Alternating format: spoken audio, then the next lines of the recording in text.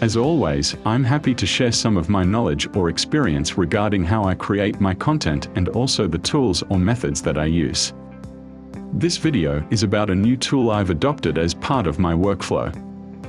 While I'm not a professional YouTuber by any standards, I do try to present my videos the best that I can at the time of creating them. I've always believed in being original and doing everything myself. From mixing music loops to create background music, to recording my own video footage and capturing my photographic time lapses. Not to mention all the hours spent post-editing photos and video. In the past, I've looked at AI text-to-speech as an option for my video narration because I know my voice isn't ideal for video work, let alone audio in general. Especially with my slight speech impediment that I've had since birth. So I've naturally been tempted to adopt an artificial voice to replace my own for my video work. I did spend a lot of time looking at all the current offerings that are out there. At first I was leaning towards Speechello, which seemed promising, but I was weary of the huge amount of advertising and seemingly heavy biased reviews online.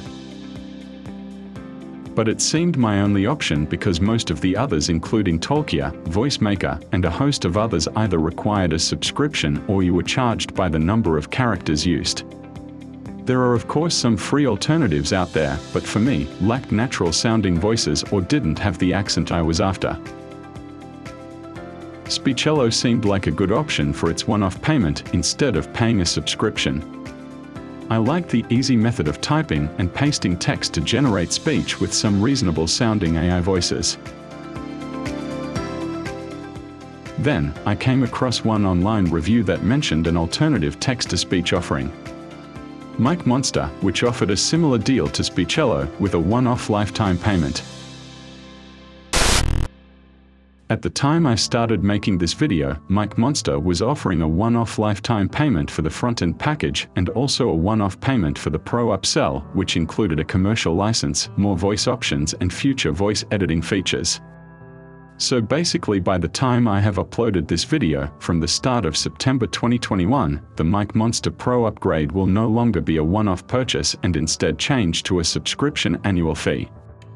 The front-end base package will remain as a one-off payment. Similar to Speechello, some of the voice samples seem to be realistic. Hi, my name is Floki. I'm here to help you. Hello, how are you? Do you like my voice? But the thing that sold me on MicMonster was that they had a decent Australian accent which appealed to me. Hello, how are you?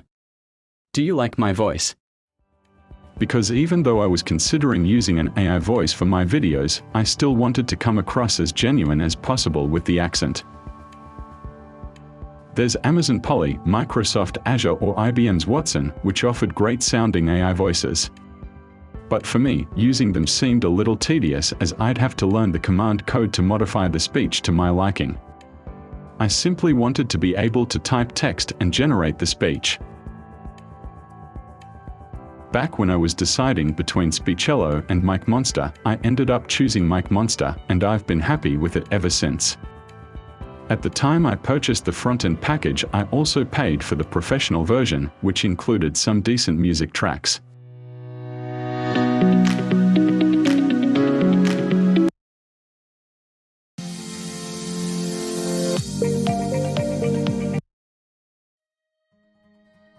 It's been a valuable tool for me, as I'm able to type up my speech or script and then simply copy and paste it to MicMonster's online portal.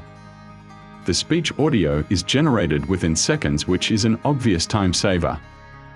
Like all AI speech generators, it's not perfect, but I've learned to spell some words a certain way to help make the speech sound a little better or more natural. This kind of approach has saved me a lot of time. As originally, I could never get a successful recording of my voiceover whenever I tried to speak.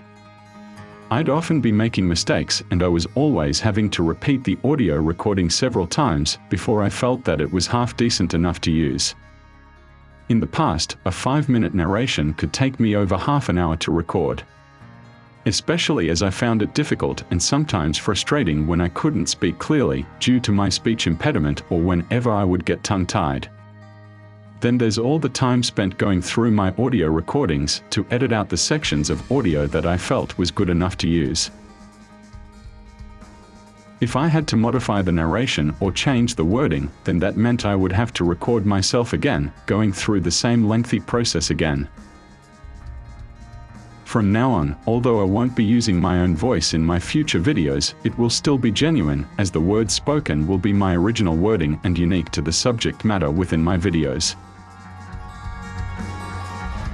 For myself, MicMonster is simply another tool to help me make my videos clearer to understand and help polish off the amount of effort that I put into my presentations. The following is an example of how it can make a big difference. I've used MicMonster to narrate an old video that I made last year. I wanted to make this video in case it could help anyone else who wanted to know whether the Nikon D series DSLRs will work on the DJI's Ronin S. Because my thing is motion lapses or time-lapse photography, this video will just be concerned with that aspect. I wanted to make this video in case it could help anyone else who wanted to know whether the Nikon D series DSLRs will work on DJI's Ronin S. Because my thing is motion lapses or time-lapse photography, this video will just be concerned with that aspect. I think you'll agree that whatever text-to-speech engine you use, it can be an improvement. Until next time, take care and stay COVID safe.